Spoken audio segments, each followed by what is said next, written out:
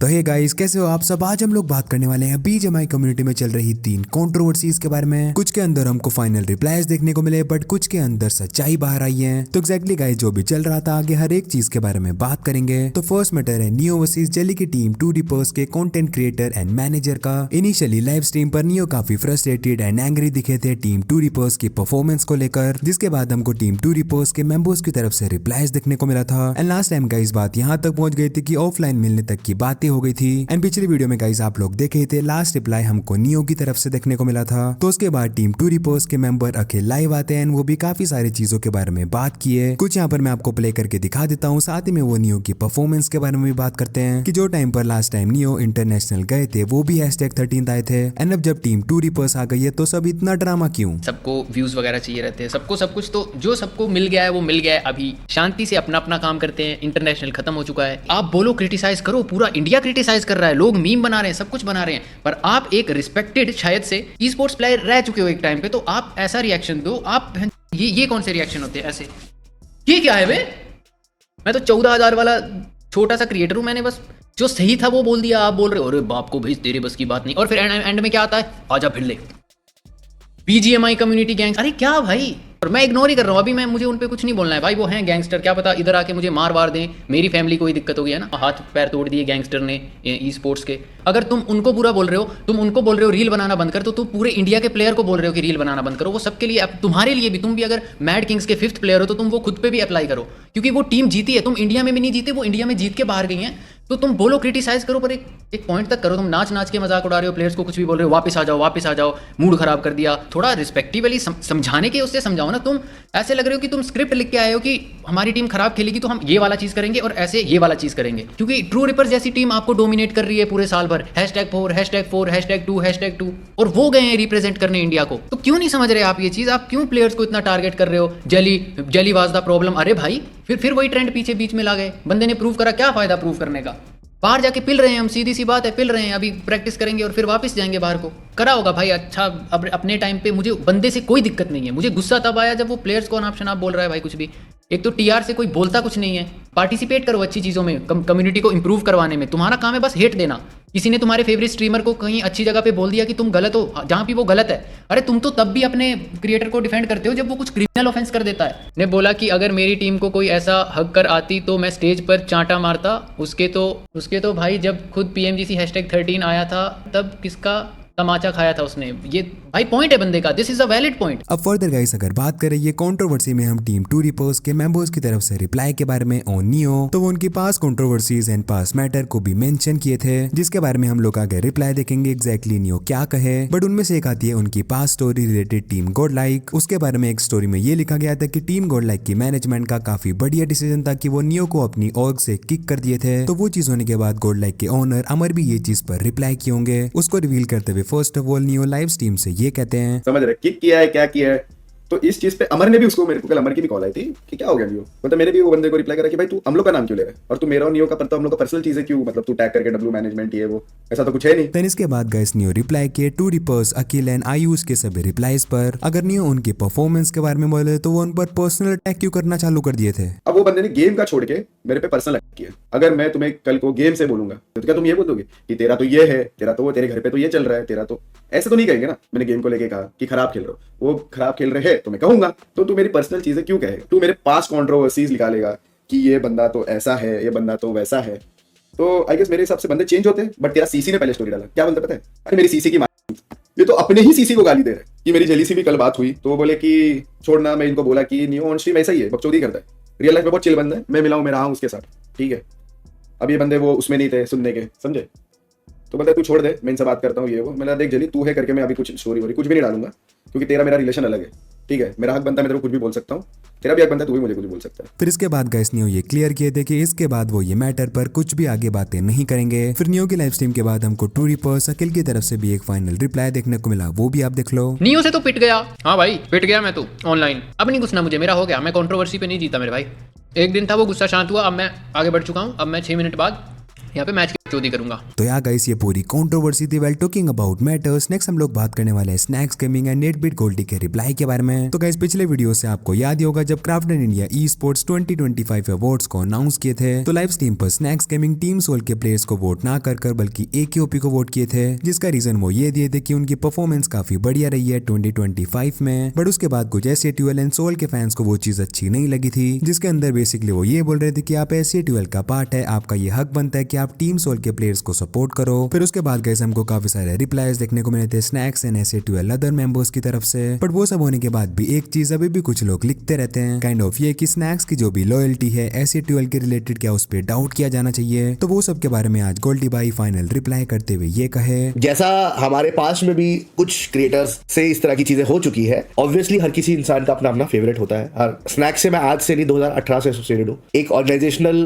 Level पे जो चीजें हो रही है, जो भी हुआ, उसने उस टाइम पे वो जिस स्टैंड में था, उसका दिमाग वो स्पोर्ट्स सेंट्रिक चल रहा था, उसने बोला, उसने हमसे बात भी करी, जो बात हमें इंटरनली करनी थी वो हमने कर ली। उसको समझना था वो समझ गया। मुझे 1% भी उसकी लॉयल्टी पे डाउट हो SATL को लेके तो वो डाउट मेरा उसी दिन खत्म हो जाता जिस दिन उसको मल्टीपल ऑर्ग से, जब वो ग्रो कर रहा था, बहुत ऑफर्स आए हैं पिछले कुछ महीनों में भी आए हैं। वो हमेशा से सोशल मीडिया पे एक ही बात बोलता आया है कि नथिंग अबव SATL, और इंटेंशन कभी भी SATL या सोल के बंदों को नीचा दिखाना नहीं था। द फैक्ट कि बैशिंग तुमने करी, सब कुछ अपने इनसे जो भी किया, हेट किया, अच्छा किया, बुरा किया, तो उसने हमें भी यही बोला था कि मैं अपने आप एड्रेस कर दूंगा, आप लोग बीच में मत घुसना।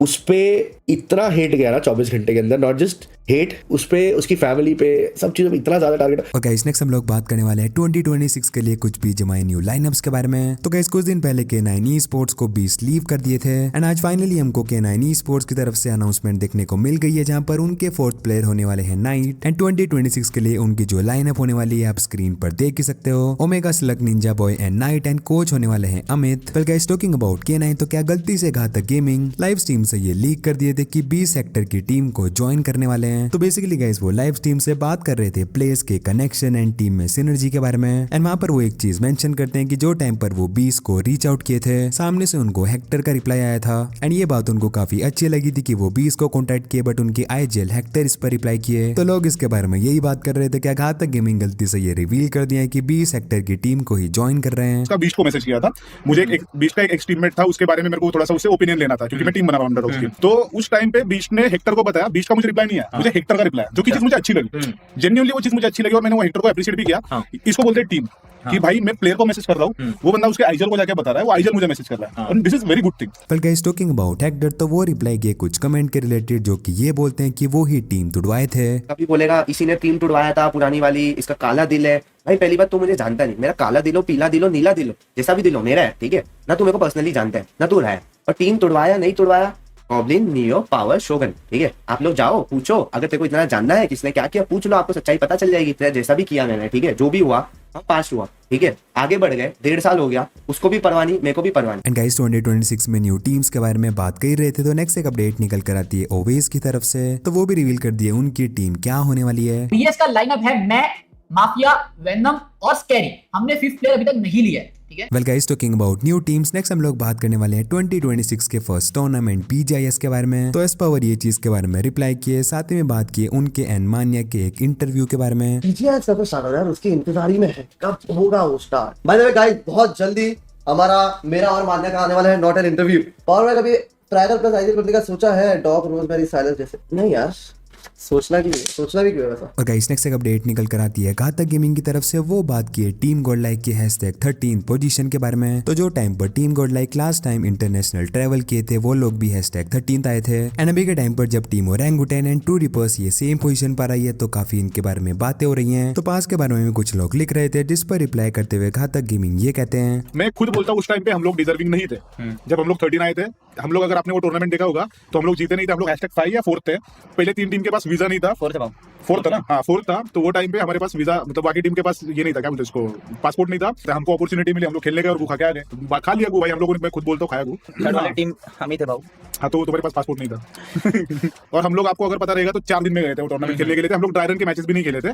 तो हाँ, मतलब वो कुछ एक्सक्यूज नहीं है, हम लोगों ने खाया था भाई। और गाइस नेक्स्ट एक अपडेट निकल कर आती है मायावी की तरफ से। तो रिसेंटली गाइस हमको PMGC के टाइम पर काफी सारी वॉच पार्टीज देखने को मिले थे, जहाँ पर काफी सारे हमको रिएक्शन भी देखने को मिले। तो उसके बाद आज एक मैसेज में मायावी ये लिखे, भाई पीएमडीसी रन के बाद इंडिया को काफी सारे न्यू कोचेस मिले हैं, मजा आ गया सबके ज्ञान भरे ओपिनियंस देख के। और गाइस नेक्स्ट हम लोग बात करने वाले हैं सोल गॉब्लिन के बारे में। तो ऐसे ट्वेल्थ सेट बात की है गॉब्लिन के माइंडसेट के बारे में। ज्यादा गॉब्लिन में मेरे को दिखता है उसका, तुम लोग गेम प्ले नोटिस करना, उस को फर्क नहीं पड़ता है कि उसके सामने कौन खेल रहा है, और भले वो हगे 10 में से 9 फाइट वो लेगा और शायद हग देगा, मोस्ट ऑफ द टाइम तुम लोग नोटिस करोगे कि वो फाइट लेगा और वो हगेगा, चलेगा। और गाइस नेक्स्ट हम लोग बात करने वाले हैं SA12 ओनर्स 8-बिट गोल्डी एंड 8-बिट थक के बारे में। तो गाइस कुछ टाइम पहले हमको गोल्डी भाई की तरफ से एक क्लिप देखने को मिली थी जहां पर वो बात किए थे कुछ thank you for your services के बारे में, कि जल्दी ही SA12 से कुछ मेंबर्स की फेयरवेल हो सकती है। कल वो चीज के बारे में कल जब 8-बिट थक लाइव आए थे काफी लोग उनको पूछ रहे थे, जिस पर काइंड ऑफ वो ये गए थे कि SA12 कभी भी किसी की thank you for your services नहीं करते हैं, वो बल्कि क्रिएटर्स ही होते हैं जो कि खुद ये डिसाइड करते हैं कि वो लीव करेंगे। तो पास में जो गोल्डी भाई बोले थे उसके बाद जो हमको तक का रिप्लाई देखने को मिला, दोनों के ही बीच में हमको ओपिनियन डिफरेंट देखने को मिले थे। बट क्या एग्जैक्टली ऐसा था भी, इस पर रिप्लाई करके वो ये कहे। अब मैंने TYFS का बोला था क्योंकि वो बात चल रही थी। अब उस दिन थग ने आके दूसरे कॉन्टेक्स्ट में बोल दिया, थग मुझे बोल रहा कि उसको ये लगा कि कोई ई स्पोर्ट्स टीम की या वैसी ये सब जो अभी करंट उन दिनों चीजें चल रही थी कि ऐसा निकाल दे रहे हैं, ऐसा लोग शॉर्टलिस्ट करने हैं, रूमर्स चल रही थी, तो उसको लगा वो वाली बात है। वो दोनों बात मिक्स हो गई कि कुछ, अब जैसे तुम लोग पूछते हो अक्षु का है, एक दो और लोगों के बारे में, वो क्यों नहीं है, वो क्यों नहीं है। जो क्रिएटर SA12 के लिए काम कर रहे हैं वो कर रहे हैं, मेहनत कर रहे हैं SA12 के लिए भी, अपने लिए भी। अब जो इनएक्टिव है, जो फॉर SA12 को ग्रांटेड ले रहे हैं, वो अचानक से आ गए, जो ये एक्टिवली पूरे साल मेहनत कर रहे हैं, इनके लिए अनफेयर है ना। तो बोला जाता है ये बात ताकि भाई समझ में आ जाए बात कि भाई इसको वार्निंग ले लो। और गाइस नेक्स्ट एक और अपडेट निकल कर आती है घातक भाई की तरफ से। वो बात की है रिसेंटली उनके एक पर्सनल ओपिनियन के बारे में, जिसके बाद कुछ लोग उनके अराउंड एक एजेंडा बनाना चालू कर दिए। बेसिकली गाइस कुछ दिन पहले वो BGMI प्लेयर्स के बारे में बात किए थे कि एग्जैक्टली हमको क्या करने की जरूरत है, एंड वो चीज को जो भी गलत वे में लिया गया उस पर रिप्लाई करते हुए आज वो ये कहते हैं। मैंने एक मेरा पर्सनल ओपिनियन दिया था उस दिन मैंने देखा, ओपिनियन दिया, उसके बाद कुछ बातें हुई, कुछ चीजें हुई। कुछ लोगों को लगता है कि एक पर्टिकुलर और के फैन बेस को लेके वो किसी को गिरा सकते हैं, तो यहाँ पे घातक नाम ऐसे ही नहीं रखा है मैंने, ठीक है। तो एक और लेके आओ, 2 और लेके आओ, घंटा फर्क नहीं पड़ता, ठीक है। हम लोग प्लेयर्स हैं, हम लोग खेल चुके हैं और हम लोगों ने उखाड़ा है, ठीक है। और नेता बनने की अगर हमको चाह होती ना तो डेली स्ट्रीम करते और डेली हरकतें करते। और गाइस नेक्स्ट एक अपडेट निकल कर आती है कास्टर ओशन शर्मा की तरफ से। वो बात की है रोंडो मैप एंड सैनोक के बारे में। तो सैनोक को रिप्लेस करके जो अभी के टाइम पर हमको टूर्नामेंट्स में रोंडो मैप देखने को मिल रहा है, दोनों के बीच में एग्जैक्टली डिफरेंस क्या है। पहली बार इसको लाया गया कॉम्पिटेटिव मैप पूल में, तो इसकी लूट भी बढ़ा रखी है क्योंकि हर कोई इसको एक जुए की तरह खेलता है।